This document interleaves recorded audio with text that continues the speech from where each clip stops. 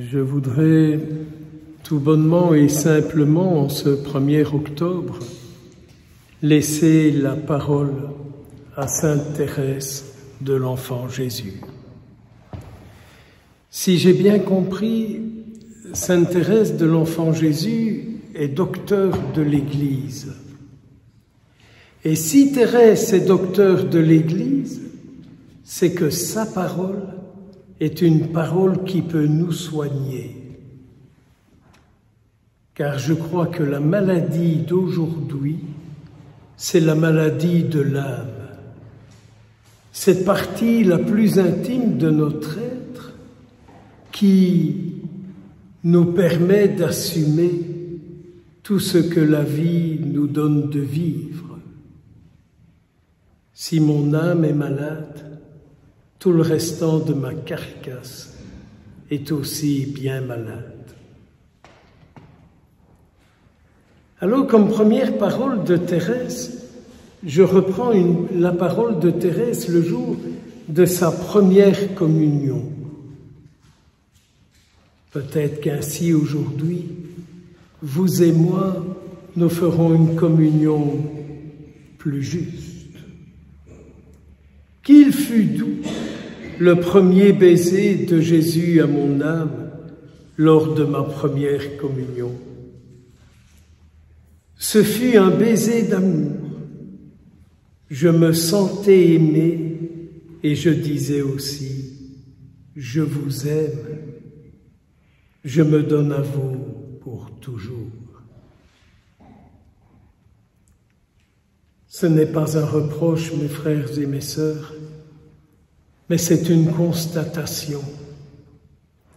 Quand je vois aujourd'hui comment on communie, souvent je me dis, mais sont-ils bien conscients que c'est Jésus qu'ils reçoivent? Quand je vois comment on tripote l'hostie en main pour arriver à le tremper dans le calice, j'ai encore vécu ça ce matin, je dis, mais qu'est-ce qui est le plus important? Cette intimité avec le Christ. Ou trouver la bonne page ou la bonne partition. Si nous pouvions être intimes avec le Christ à chacune de nos communions. Ce Jésus qui descend dans les réalités de nos vies.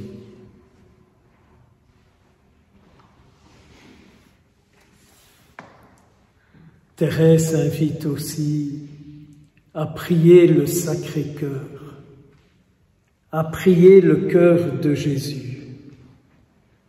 Prie bien le Sacré-Cœur, dit-elle. Tu sais, moi je ne vois pas le Sacré-Cœur comme tout le monde.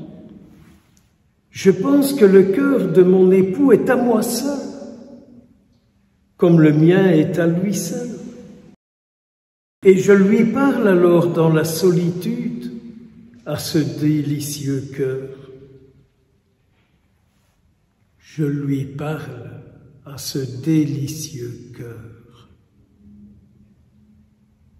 Qu'est-ce que vous lui dites au Sacré-Cœur? Que dites-vous au cœur du Christ? Votre petit carnet de commandes? Des oreilles qui ne vont pas bien, des genoux qui vont de travers, un estomac avec de l'acide, un intestin tordu, où vous lui dites « Sois le cœur de mon cœur, sois le cœur de mon cœur, que mon cœur soit tout à toi ». Que mon cœur soit ton cœur. Si aujourd'hui, par l'intercession de Sainte Thérèse, on faisait un peu de ménage dans notre cœur, on serait peut-être moins tracassé par toutes sortes de choses.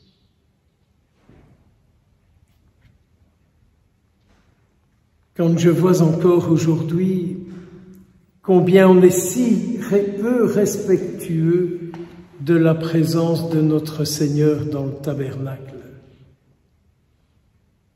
Ici, je ne l'ai jamais permis, mais quand je vois dans les églises, dans les paroisses, le chahut,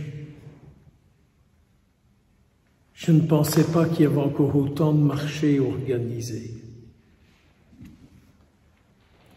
Thérèse dit, « Mon ciel, il est caché dans la petite hostie où Jésus, mon époux, se voile par amour.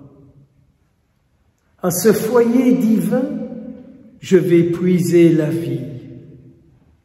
Et là, mon doux Sauveur m'écoute jour et nuit. » On comprend que Thérèse a dit ailleurs, « Je ne prendrai pas de repos quand je serai au ciel. Il y a trop d'âmes en souffrance sur la terre. Où puisons-nous nos forces? Jésus est-il mon roc? Est-il ma force? Est-il ma vie? On comprend que Saint Jean-Marie Vianney, qui est ici à côté de moi, quand il regardait le Saint-Sacrement, il disait « Mais c'est lui, c'est vraiment lui.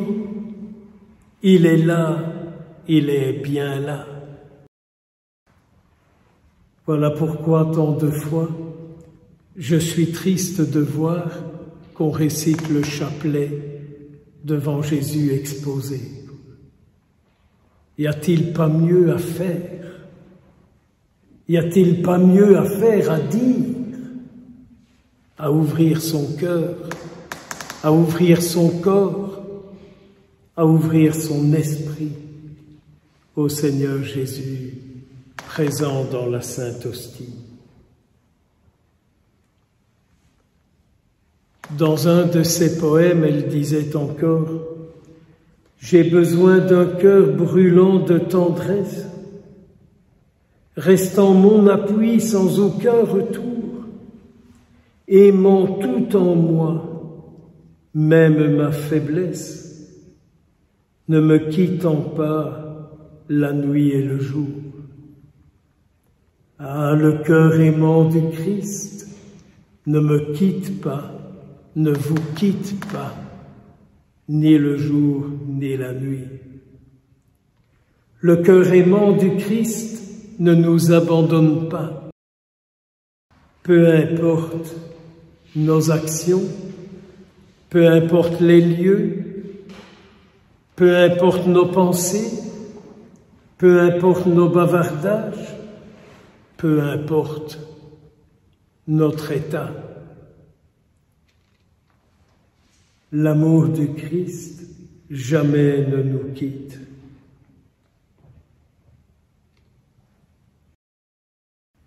Thérèse a été sacristine au Carmel et elle préparait tout pour la messe, donc elle a pas mal touché les ciboires, les vases sacrés. Rappelons-nous qu'à cette époque, seul le prêtre et le sacristain étaient permis de toucher les précieux vases, ciboires, calices. Aujourd'hui, tout juste si on ne prend pas ça comme un vulgaire verre dans le fond d'un placard. Ce n'est pas pour rester dans le ciboire d'or que Dieu descend chaque jour du ciel. C'est pour trouver un autre ciel qui lui est infiniment plus cher que le premier. Le ciel de mon âme, fait à son image, le temple vivant de l'adorable Trinité. Thérèse a compris le bonheur du Christ lors de la Sainte Communion de descendre dans notre âme. Vous en voulez encore? Elle disait, Jésus vient à moi. Par sa présence, je suis un ostensoir vivant. C'est comme ça que vous vous voyez après chaque communion. Vous dites, mais Seigneur, je suis ton ostensoir, je suis ta présence, qu'on vienne en moi t'adorer, qu'on vienne en moi te rencontrer, qu'on vienne en moi te découvrir.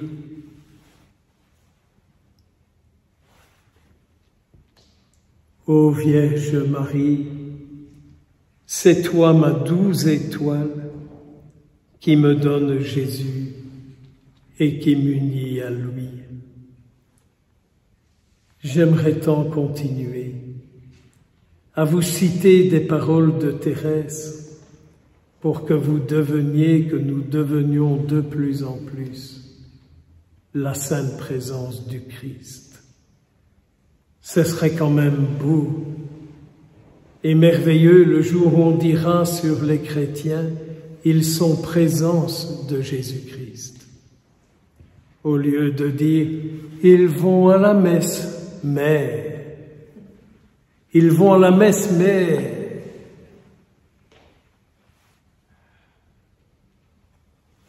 au nom du Père, du Fils et du Saint-Esprit,